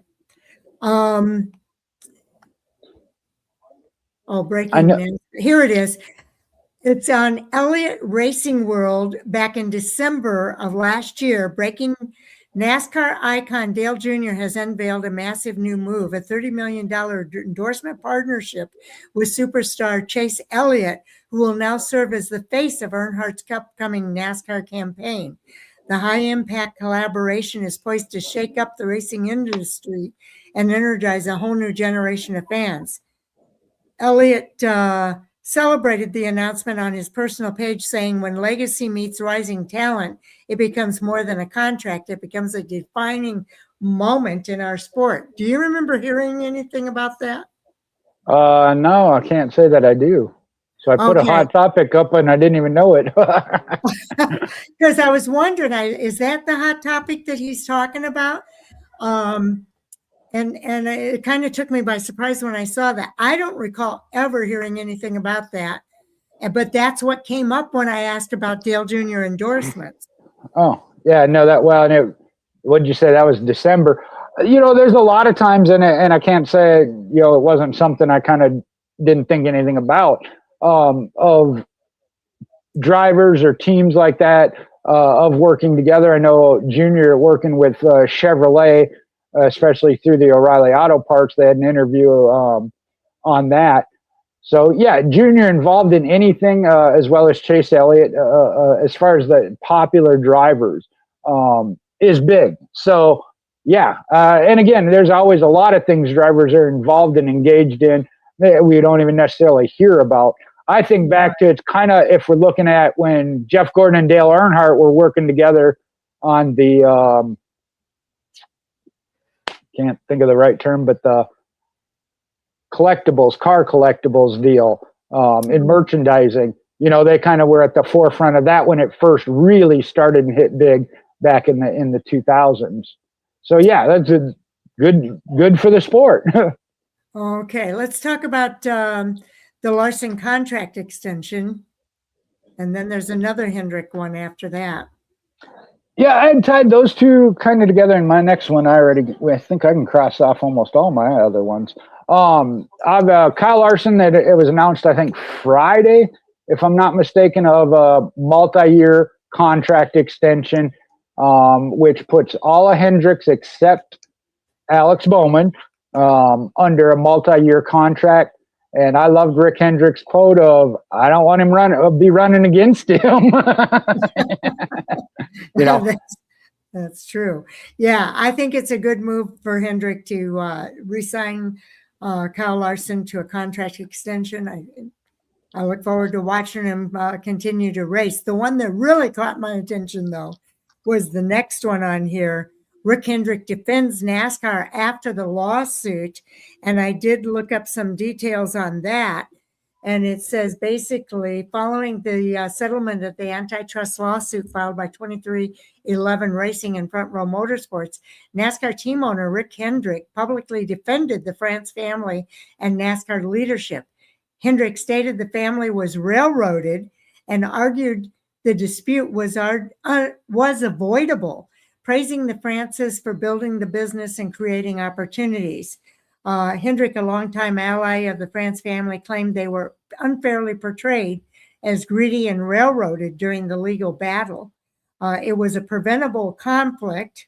Hendrick believed the lawsuit would not have escalated to this point under previous leadership like Bill France Jr. or Brian France. Willing to testify prior to the settlement, Hendrick was prepared to testify on behalf of NASCAR, despite acknowledging he has often had his own team punished by the series. And Hendrick praised the settlement, emphasizing a focus on the future and the need for a united industry to build a collaborative, prosperous environment. I certainly agree with that one. And context, the lawsuit was alleged anti-competitive practice regarding the charter system was settled after 8 days of proceedings, allowing NASCAR to move forward in its 78th season. So your thoughts about that? I kind of said this one even after the lawsuit was done. We're glad it's done. We can go back to racing. However, that the fallout of it is their true winner. And the one thing, and I will say this, and I understand there may be reasons. You say it was Rick Hendrick was willing and ready to testify on NASCAR's behalf. I wish he would have done so publicly during the lead up and the start of the trial. Honestly, now again, was there reasons? And he is one that said, "Hey, I signed it because I'm tired. I want to go racing." But that tells you he doesn't necessarily always agree with. They've been penalized by him. He's not looking for favoritism. He says, "Hey, I appreciate what they've done in getting us here." We've said it. We don't want to be in NASCAR's position making these calls and decisions and rules. So he appreciates of what they've done. Like I said, I wish that would have been prior to, the only thing I can say there. It goes back to, I said all along when 2311 said they were doing it for all the teams. Well, you're not representing all the teams because not all the teams wanted to go down that road. Exactly. And publicly did say so. Right. And I know that Hendrick was part of that group that came out and said, "Please, let's settle this before you go to court. It's not a good look for the sport." And they were right. Yeah, you're right. You're right there. They were on that side of is there really going to be a winner and an outcome that is good? I know they've hugged and made up and said everybody's happy. I'm not buying it, but that's just me. I think there is still that, and there are certain aspects. I understand where there is still animosity. Talking about Richard Childress, I get that. We get all but that. He too, I think both sides. Obviously, some things they regret in the way things were handled and done. I'm sure we've all been there. Like I said, I wish that Rick Hendrick would have been a little more vocal on it. And as you read it there, the fact that he acknowledged, "Hey, NASCAR's penalized the snot out of some of my teams and crew chiefs or whatever," but he's okay with that. But he understands that that's their job. They're doing their job. Let them. Yeah, exactly right. I 100% agree. Okay. Next hot topic I've got on the list here. I think we've talked about some of these. The hold the phone caution. I think we discussed. Yep, we talked about that. Yep. Fuel saving, race manipulation. We talked about that. Yep. We talked about JJ's last race, Daytona 500 2027. Yeah, you had to know it was coming, right? I mean, he's already on a limited. I think this year, to my knowledge, is only 2 races scheduled. One of them being the Daytona 500, the other being the San Diego Street Course at the Naval Base. That's as far as my knowledge goes. And we've seen him scale back, and that goes back to the can you really be competitive if you're only out there 3-4 times a year, Right. as we talked with Tony Stewart. There comes a point where that has to be made. He's made it, and he said that the 2027 Daytona 500 is it. And when we're saying JJ, we're talking about Jimmy Johnson, just in case. Oh yeah. I didn't even realize I had JJ written down too. So yeah, I mean, and that's up to that particular driver, their situation. I can't say I disagree with it or agree with it. That's his decision. The one thing I will say, the fact that he is coming out and saying it now. So again, if you're a Jimmy Johnson fan, you want to see him one last time, you have that. Matt Crafton made the decision of last year, said, hey, this is my final year. Mm-hmm. Again, you want to see me, come do it now. You got to respect him for going. All Sports All Day said respect him going this far. 3rd place in the 500 last year. Yeah. And I was hoping for a little bit better. And I know that's one of those of Daytona. Yeah, you don't run but once or twice a year. A super speedway, if you have a solid car, you have a shot at it. And he certainly did last year. I thought would have hoped for a little bit better this year. And then having one more shot at it. Not that he needs the 500 because he already has it. But, I know Martin Truex Jr. was another one. That Daytona 500 is the Daytona 500. That's where you're like, let me have one more shot at it, one more try. No, we'd like to see him win one. But yeah, I agree with All Sports All Day as far as respecting Jimmy Johnson for going as far as he's gone. I think he's been really good for Legacy Motor Club. We are seeing some progress with John Hunter Nemechek and with Eric Jones within that organization. And I think with him focusing solely on that organization, which I don't think is taken away from him doing that with him racing in the Daytona 500. If anything, with him racing in some of these races, I think it gives him a perspective of what the drivers are experiencing on the track to be able to help them more as a leader within that organization. So I don't fault him for racing the way he has, being in the Daytona 500. I saw him up in the top 10 a few times. And, racing the street course race, I think that's going to be cool. But yeah, I think it's time to hang up the racing shoes, I guess is the way to put it, and to focus on the organization itself. But not that he's doing a bad job now. I think he's doing a great job at Legacy Motor Club. But I think it could be even better with him full time on that. But I think also that racing has made him better as a leader as well. I agree with that, and I know that was kind of a what you call a test car. They had the opportunity to test some things, like you said, having an owner or somebody in leadership that is understanding what the need is out there directly. Yes. I know it wasn't in the press release, but that was a separate lawsuit and has been worked out. Next year, yes, Legacy will get a 3rd charter, so can have the 3rd full-time team. I think at that point, Jimmy's like, okay, my play time is going to take away from yes, what we want to do with the 3rd car.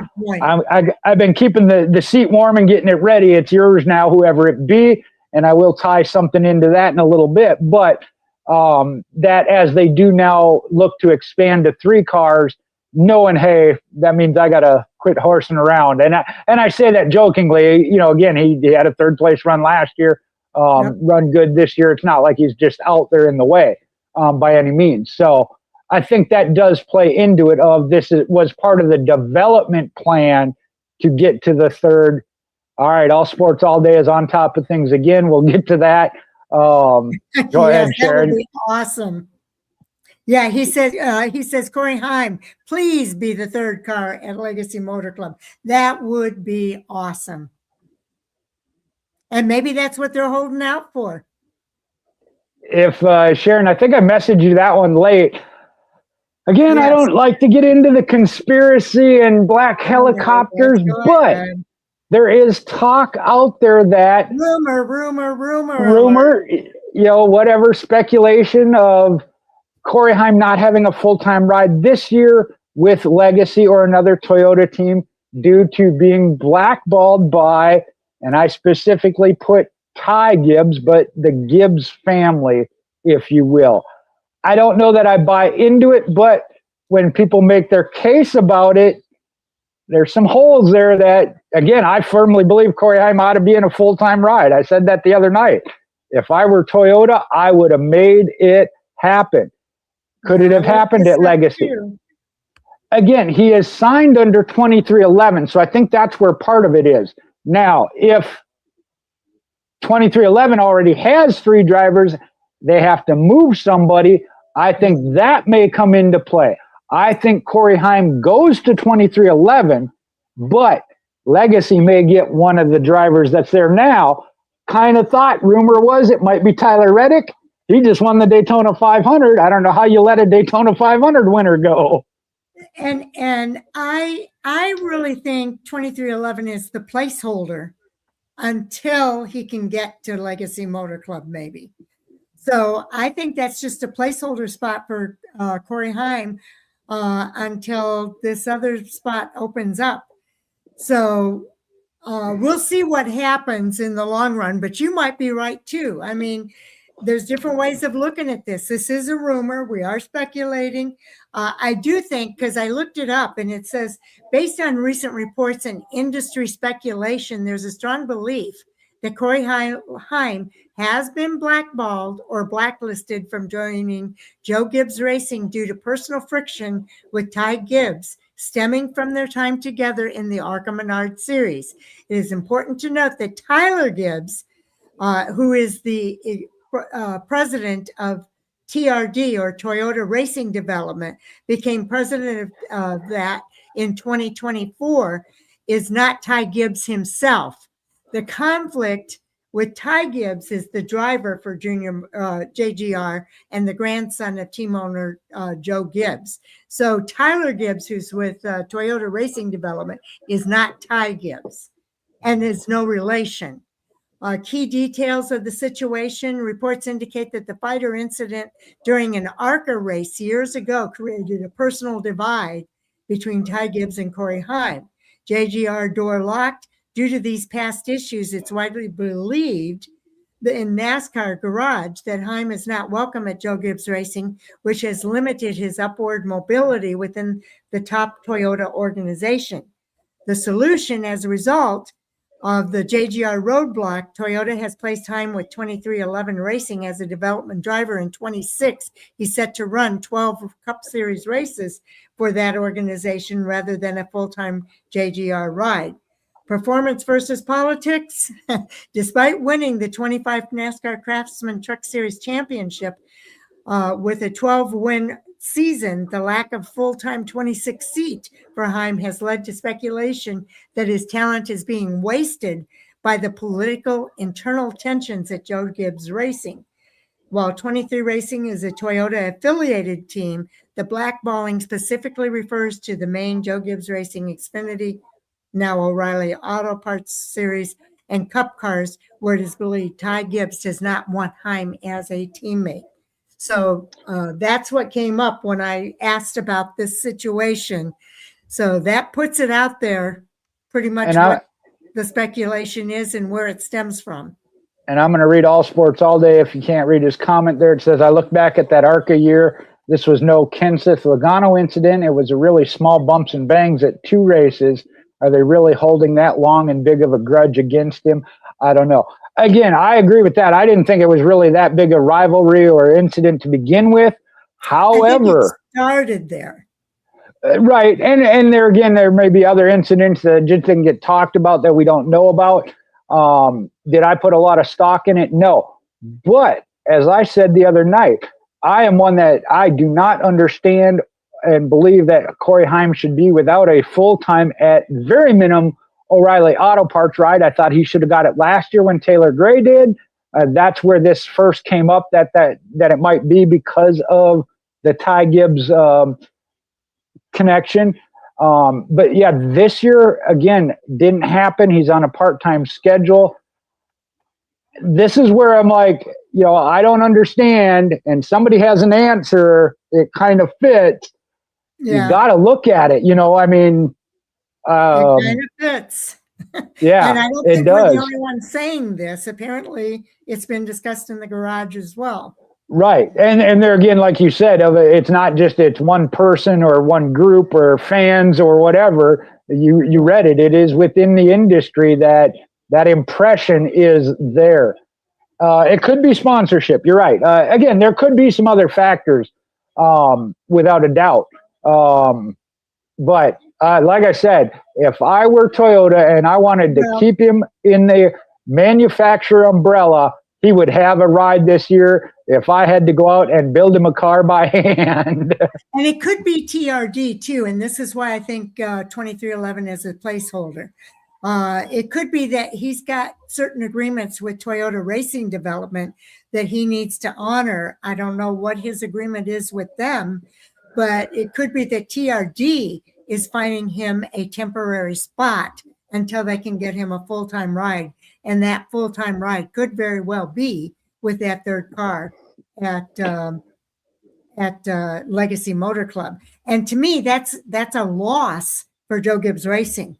I think it would be, a bad decision on their part to blackball him and let him go to another organization. But who knows? It is speculation. We'll have to see how it plays out. And I'm just going to expound on what I said the other night, and I stand behind it, of somebody's making a mistake, of whatever reason it is.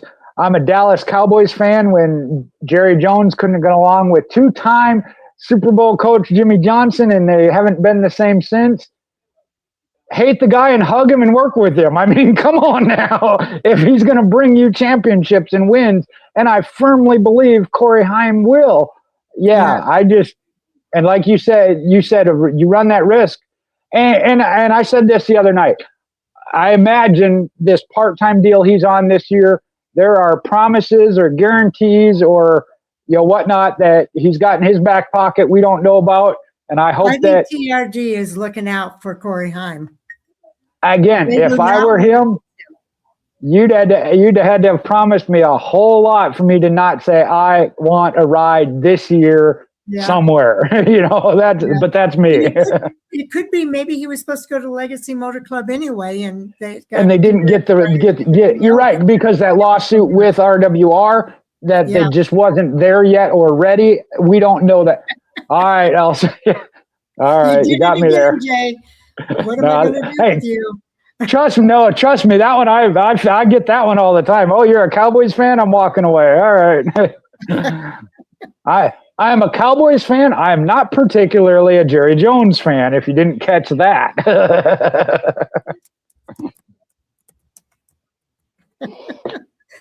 Okay, so it could be any number of things, and I think we've given a couple different scenarios here of what it could be. Again, we are speculating because all of this is rumor, but to me, it just seems like it's a placeholder for him, and orchestrated by TRD to keep him in the Toyota camp so that they can have him at Legacy Motor Club. There again, if that's the case, I'd talk to TRD, talk to Joe Gibbs Racing, and say, "Hey, y'all get over. Rick Hendricks, sit him down, get some milk and cookies, and sit him down. Be like, y'all gonna play nice together because we want you all together, and we pay the bills." I hear you. I agree with that. Milk and cookie time. Okay, where do we go next here? I think we only got one left. A couple of driver interest. Well, one of them's not interested. It's going to happen. Tricon Garage and Adam Andretti. And I didn't write down which Martinsville? I didn't write down the races either, but it's a multi-race deal. You're right. It was multi. I knew it had an M in it. No, it's a multi-race deal. I know that. So I think that's pretty cool for Adam Andretti. racing with Tricon Garage. So that's going to be fun to have an Andretti back on track. It is, and I always hope that, I know when Spire Motorsports and the talk of Dodge coming, I really thought it was going to be Andretti with Gainbridge, and it would be a Dodge team at that time, and it was going to be Marco Andretti. I will say this, again, whatever kind of fan you are, having an Andretti name in NASCAR, I mean, that's just huge. You know, it is. So, and I'll say this, of Marco, there were some amazing things. I've never seen a truck totally lose the rear axle as Marco Andretti did at one of the road courses. I know that's not what he wants to be known for, but he is. Kind of like David Rudiman in his crash at Texas. He's like, I got to do something better and special to get that out of history. But yeah, it's just not going to happen. And Scott Dixon has expressed an interest in racing in the Daytona 500. So maybe he'll be one of the superstars that join the Daytona 500 for 2027. And there again, I think this would probably fall under that, and I can never remember it's not OEM spot, ORM? Yes. ORM. OPM. OEM. No, OEM is the manufacturer operated. What are you talking about? The provisional spot for the Daytona 500. I think it's OPM. Okay. I understand it, and there's aspects I like of it. I'm not OEP. Okay, OEP. Thank you. All Sports. Yeah, something provisional. I get it. Again, I'm a fan of fastest cars race. I don't know how to not go away from that. I understand the exposure it brings. Helio Castroneves last year. Scott Dixon is a good one to have. I would love to see him. I know we got Dario Franchitti going to do the truck race at St. Petersburg. I am all in favor of that, but I also believe you should have to race your way in. And in this case, granted, they say, you're not going to get paid for it, because if you take that provisional, you're not racing for points, you're not racing for money. So that's their decision.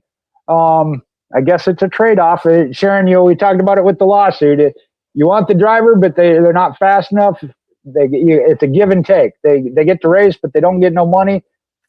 I get it. I mean, like I said, is it what I think is the best option? No, but it is what it is. It's all about cross promotion.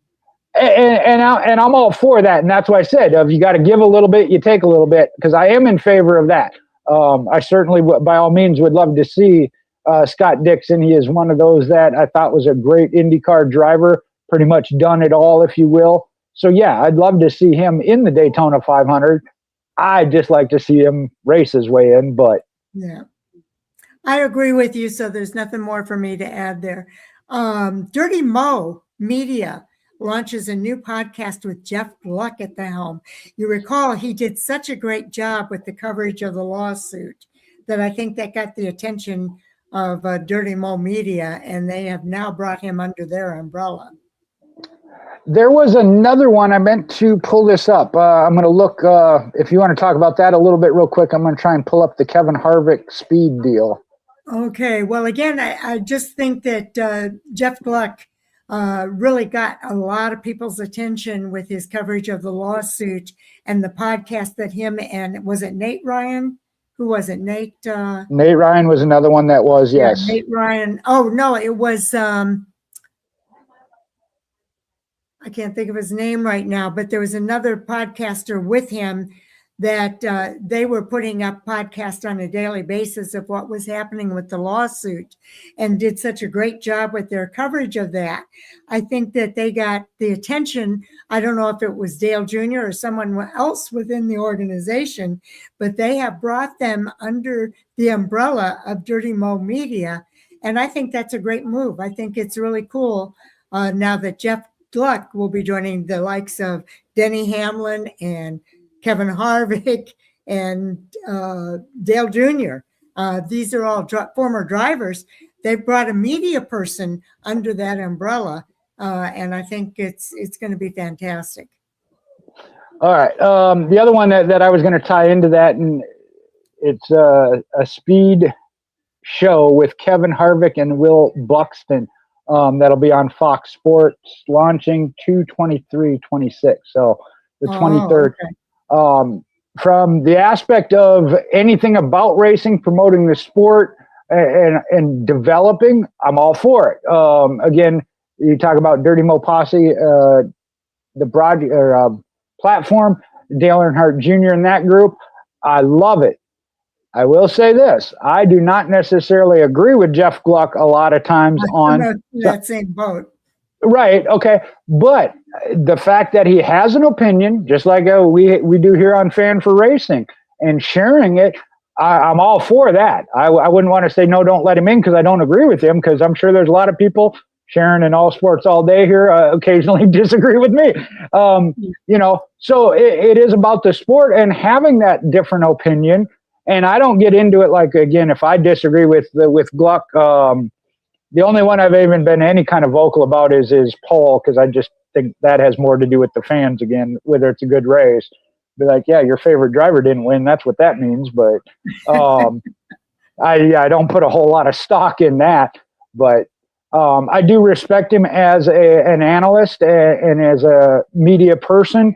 And he's entitled to his opinion, by all means. So absolutely. I am all in favor of it as far as that and the progression. Like I said, it is about building the sport, and that includes then some that don't have the same opinion. Yes, I agree. And I do think that, I kind of implied it. I'll just say it straight out here.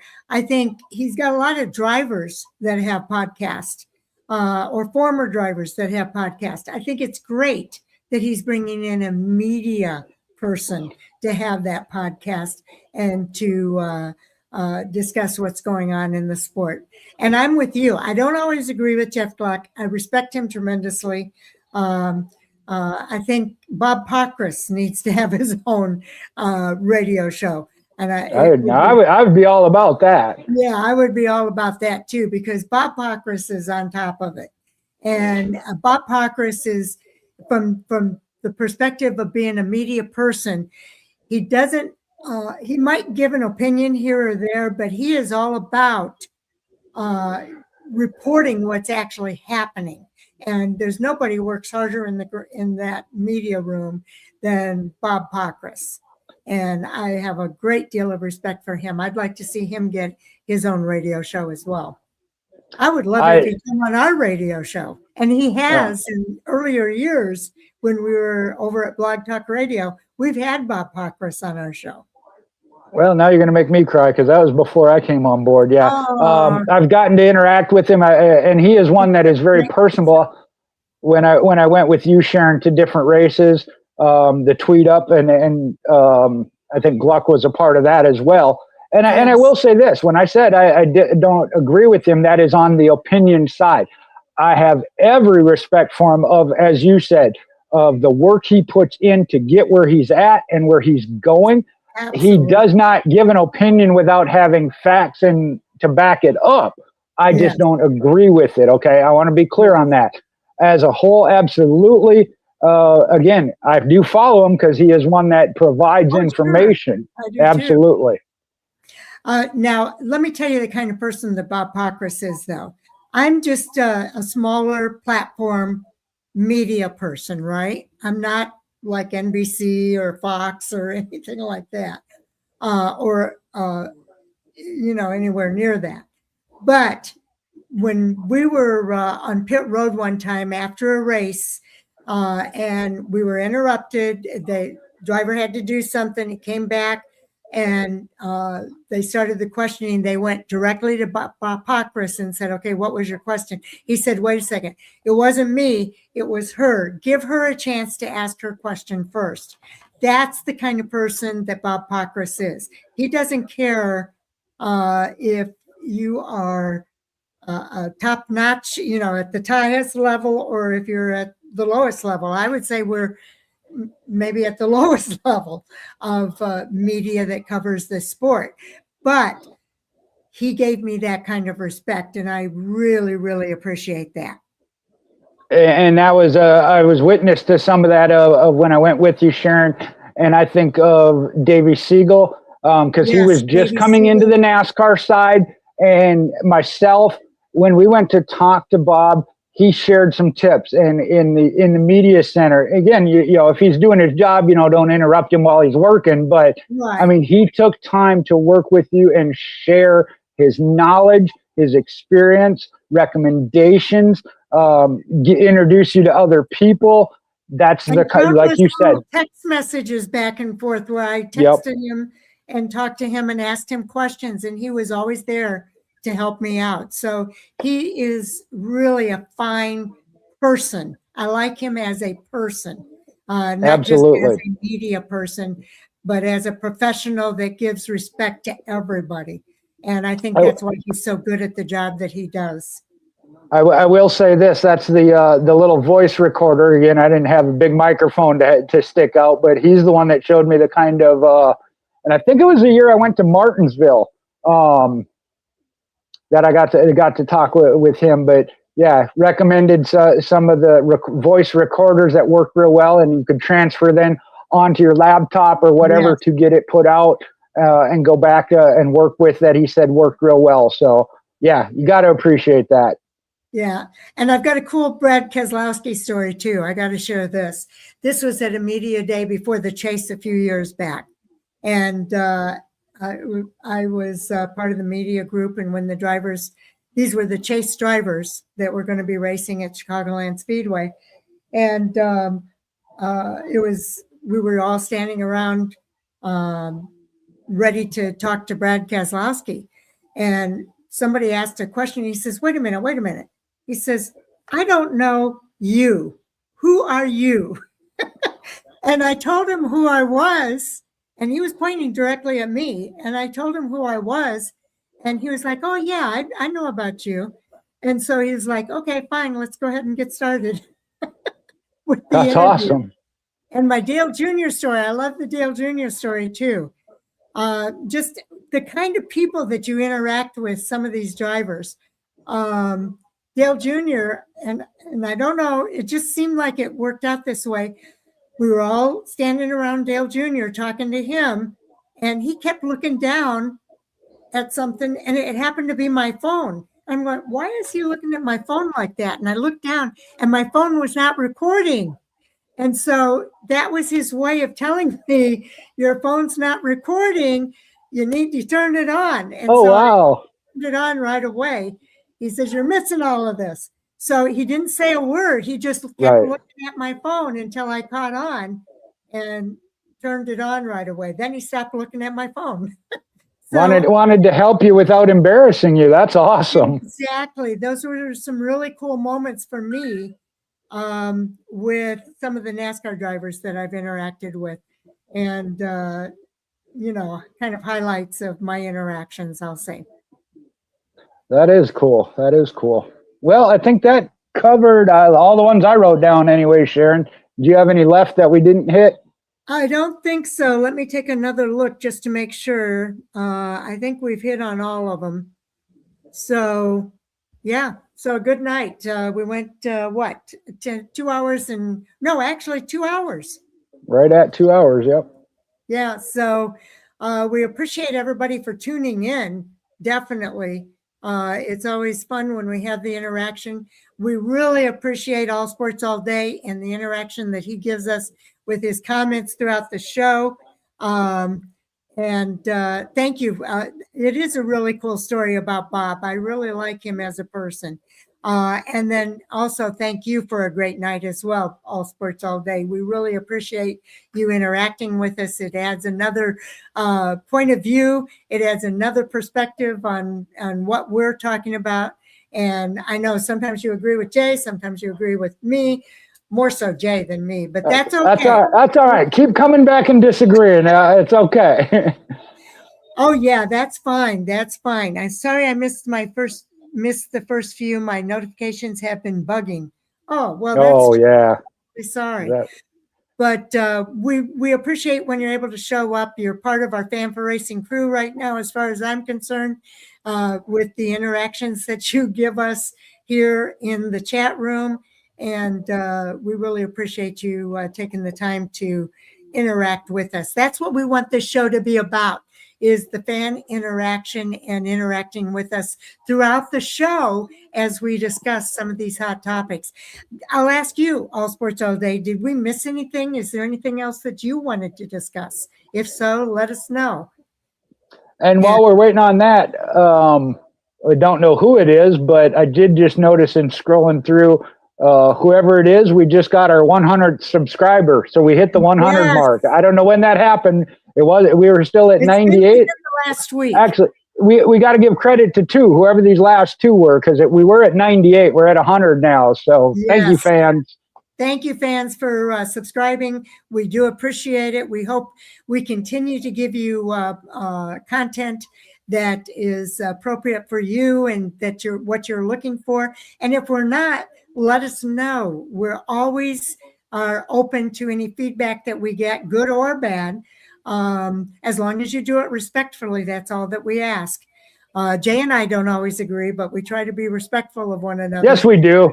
Oh, wait. Well, we agree a lot. That is true. We do agree a lot, but there's a few things that we don't agree on. And so we feel like we do it respectively. No, I was trying to do what you told me. I was disagreeing with you that we agree. I got it. Okay, All Sports All Day says, I think you covered a lot more than I even expected tonight. Really cool hearing some of the stories from y'all. Well, it's really cool hearing your perspective as well and your comments throughout our shows as well. Like I say, this is exactly what we envision the show being, is an interactive show with the fans. And as far as I'm concerned, I don't know if you heard it before, but I'm going to tell you again, you're part of our Fan for Racing crew, All Sports All Day. And we enjoy seeing you here during our Hot Topic sound off segment. So watch for us to be back next Monday night after the Daytona races. I want to jump in real quick. Sharon, if I can interrupt you, so I can talk good about you. You were talking about of those that helped you along, such as Bob Pockris and drivers and whatnot. I owe that to you because, again, as I came to Fan for Racing, you let me come on, be a part of it. Got to go to some races. You got media credentials for me, trusted me a couple of times. I went out on my own to different places. My experiences come thanks to you taking that time to show me and train me and correct me and tell me when I'm wrong, and I do appreciate that. Again, there's times where I'm like, I don't agree, you're right. I don't always agree, but I greatly appreciate that mentorship and opportunity. Well, thank you. And I heard that from one other individual that I'm going to kind of brag about a little bit here. In the early days of Fan for Racing Radio, Jason Schultz from the Fourth Turn was one of our Fan for Racing crew members and on our radio show quite frequently. And recently, well, it was one of the Chicago races before they closed down Chicagoland Speedway. He was in the media room and he came up to me and said, "Are you Sharon?" And I said, "Yeah." He says, "I'm Jason." And I recognized him right away. "I'm Jason." And he was producing some of the Dirty Mo radio shows at that time for Dale Jr. Yep.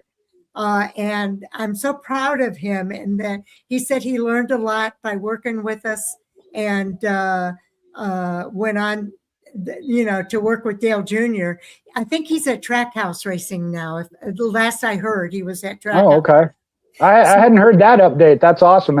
And I just want to back that up. I was there with Sharon in that. That was one of the races where I got to be in the media center and witness that. It was amazing. Yeah, it was really fun to see him because he was with me. He was only 15 years old at the time. And I asked him when he wanted to come on the show with us, I said, have you talked to your mom and dad about it? Do you have their approval? And he made sure that his mom and I interacted, and I understood that he had the approval to be on the show. But that's one of my people that it really went on and do big things. He went to school for it and he earned it and always did a great job as well. So anyway, I think we'll end on that. I'm trying to get him to come on the show as a guest. I'm going to try again this year. He's a busy guy, so it's been a little difficult, but we'll see if we can't get him back on the show. Good deal. And we'll look forward to, I know we're going to preview Echo Park Speedway, which is in Atlanta.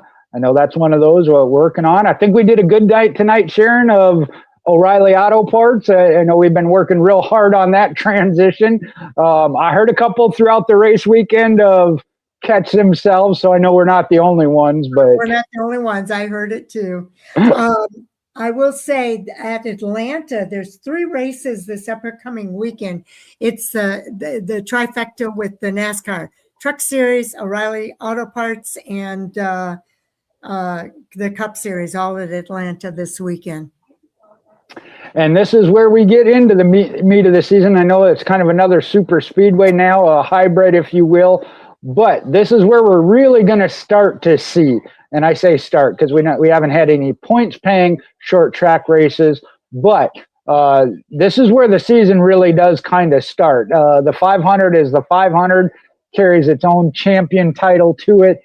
This is where the season really starts to get serious. Yes, it's going to be fun. It's another super speedway type track, like you say, but it's different. It's different. Yeah, it's different. Okay. Well, again, thank you everybody for tuning in. We do appreciate each and every one of you, whether you're listening to the live broadcast or the, what do I want to say? The podcast afterwards. We appreciate you taking time to tune in to hear what we have to say. And we hope you continue to tune in throughout the season as we continue our journey throughout this season. So thanks for everything. And Jay, anything more you want to say before I sign off? Nope, thank you does cover it. And that ranges all 100 subscribers. Sharon, you at the top, All Sports All Day. Again, we've been waiting for you to come back. We were hoping you were coming back. Yes, indeed. And I think I did see a post that maybe we are actually on Facebook this week. So I'll have to check that out. But anyway, thanks everybody. And we'll see you in the next video. See ya.